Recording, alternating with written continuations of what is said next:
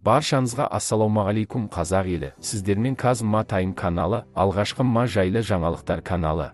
Ал біз бастаймыз. Хамзат Чимаев пен Шавкат Рахмонов арасында жаңа жанжал ушығуда. Жақында қазақ жанкүйері мен Хамзат арасында сөз байланысып, жанкүйер Чимаев, бауырым, сіз нақты айтыңызшы, өтінемін. Қазақ жолбарысы Шавкат Рахмоновпен төбелесуден қорқасың ба? Хамзат Чимаев, мысықтардан қасқырлар қорықпайды. Қазақ, ұмытпа. Ал сіздің ойыңызша, бұл жекпе-жекте кім жеңіске жетеді?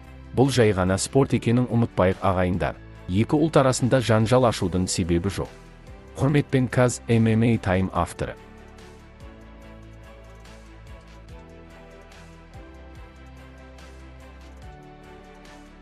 Бүгінгі күн жаңалықтары осы. Каналға жазылып лайк қоюды ұмытпаңыздар. Келесі жүздескенше.